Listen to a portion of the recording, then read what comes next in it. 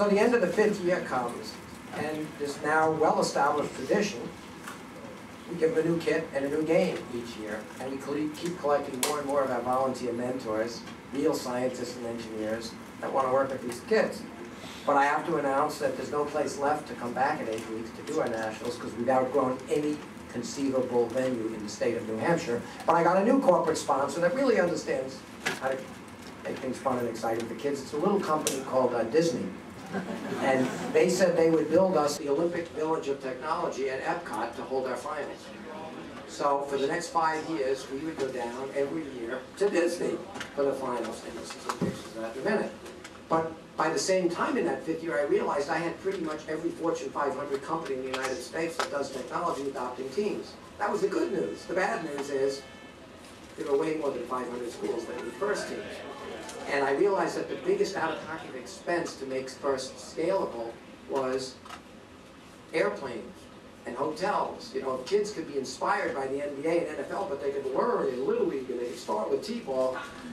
It's accessible. So I said, we got to make this big event really big. Let's keep doing these finals at giant arenas, but we've got to do regional and local events. So I asked some of my big sponsors, how are we going to do that? So you guys are going to start at the end of 6 weeks with local events, and then at the end of March, at the end of our March Madness, we will all go to the finals. On the spot, at that point, 2 of my big early supporters that know this works said, we'll do it, and Johnson & Johnson said, we'll use Rutgers University's campus, we'll do one, and Motorola and Baxter Healthcare said, we'll do one in Chicago. So starting in the 6th year, we had regionals. Well, we went from 2 regionals that year to 4 to 8 to 13 to 17. In our 10th year, we had 23 cities, little cities, including Los Angeles, New York, Detroit, Chicago, Los Angeles, San Jose, Cleveland, Seattle. 23 cities throughout March, 4 or 5 per weekend, holding their events. Disney then comes back and says, Dean, you've been here for 5 years. We double the size of this thing every year.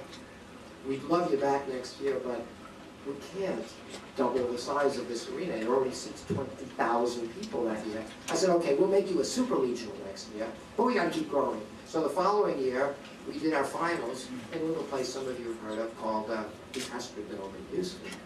And for the last 5 years, more fittingly, since America, as I started, gets the best of what we celebrate, and we celebrate sports. We were the proud sponsors in 1996 of the International Olympics, for which we built the Georgia Dome in Atlanta. So I said, let's start using the Georgia Dome and start celebrating first. So for the last 5 years, we have grown so much that we used the 72,000-seat Georgia Dome in Atlanta at the end of our season. To give you a very quick recap of this, because you might think I'm making all of this up, I'm going to show you some pictures of what the technology looks like and how this stuff went. So if you could maybe dim the lights. Okay. Why do I show this? If there's anybody in this room that wants to know why I started first, it's because I'm scared. Because either this is the funniest thing you've ever heard, or it's the scariest. Either way, it's true. I won't make a comment about Washington. But anyway, I just tell you, we got to make really smart kids really fast. So, let's do a history here. Next slide. This is what we're going to do. Next slide. As I started, everybody knows about supply and demand, and on the supply side, everybody's working on that stuff, and that stuff needs to be worked on. And I'm sure some of it will come out well, some of it they'll keep working on, but at least I know people worry about all of that. I looked at it and said, who is creating demand in our culture among kids to put their energy and passion to that? Where do the role models and heroes come from? I don't know. So, next slide. I said, let's look at the problem differently. It's about demand and supply. Next, let's form an organization called FIRST. For inspiration and recognition of science. And notice it doesn't have the word education in it. We're not here to blame teachers. We're not here to deal with education. We're here to create a cultural change like the Olympics. Next, here's the fastest run of 18 years of FIRST. This is year 1. President Bush announces that he will bring the winners of our competition to the White House. That's all I asked government to do in the first year. Congressman, we're going to ask a lot more this year. But all I said was, Mr. President, every president throws out the first ball of the baseball season. Every president brings the winners of the Super Bowl to the White House. That's a powerful message. I'm going to have this competition here in Manchester, New Hampshire, in a high school gym a mile from there. That's the lobby of my building in Manchester. I said, Mr. President, just tell me that I can tell all these 23 companies, we're bringing the winners to the White House. He said, sure, done.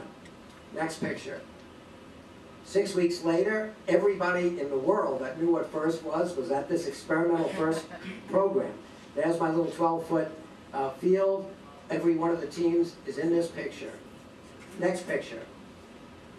Next year, we have a different president. His name is Mr. Clinton. Mr. Clinton makes the same promise to me. Mr. Clinton says, I will bring your winners to the White House. And he did. I gave him a T-shirt. He said, I love FIRST, I'm going to support FIRST. I said, great, Mr. President, these T-shirts are $15. Next picture. He paid me. And the money, 100% of it goes to FIRST. Next picture.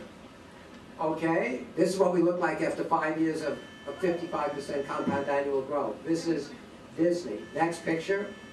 This is Disney as we get a little bigger. Now before I show you the next picture, I'm going to tell you this is the year that they said, Dean, we can't build you a temporary 2-day arena double this size next year. I said, well, we'll use you for regional. The president of Disney, after 5 years, said it was the best program they'd ever sponsored.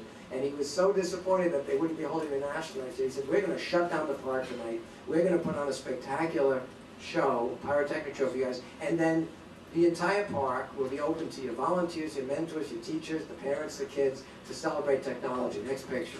That's what they did for us. Okay, next picture. So we outgrew them and we went to that little place, as I told you. By this year, those robots weighed about 80 pounds. And there we are in the Houston Astrodome. Next. Here we are, the last few years, as you can see the signage, this is the Georgia Dome in Atlanta. Now these are up to 120 pounds, next picture. And this, oh, we got referees, we got everybody. So this is the pit area, let's click. Oh, yeah, presidents still bring our winners to the White House. But by this year, we had 3 sets of teams, just like every real sport does, right? You got varsity, junior varsity, Lego League. We don't have Little League, we have Lego League. And we have Junior Lego League. So you see the youngest kids here starting in literally kindergarten, 1st, 2nd grade with junior first Lego League, right on up to the high school and college robotics. Now, like any other sport, I thought, wow, this is way too tame. It's like a science fair. So after the president walked in, I said, come on, fire up the robot, show them what it'll do. Next picture. So they were charging at the president with 120 pound flying. Secret Service does not have a sense of humor. Anyway, this is setting up the Georgia Dome. Next picture. This is what the pits look like. Next picture. This year we had 200 teams from NASA. One of our biggest single supporters is NASA. And in honor of the fact that it's been 40 years since they put a person on the moon, we used moon rocks in the game this year and we called it lunacy. Next. Next, these are just pictures of this year's game. Next, this is getting ready for the awards and finals, as you'll see. Next, well, I got it.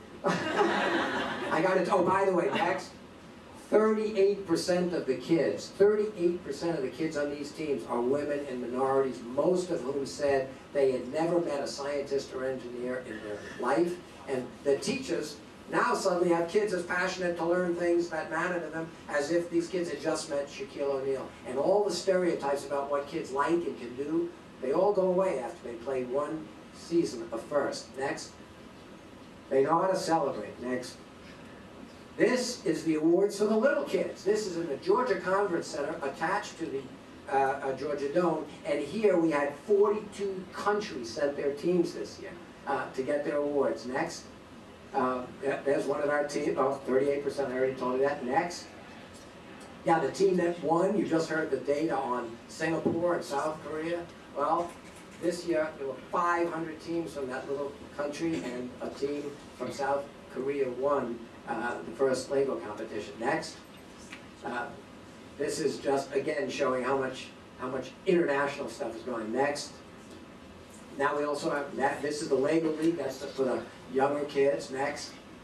This is now an intermediate challenge. It's only a couple of years old, but it fills the gap for the middle school.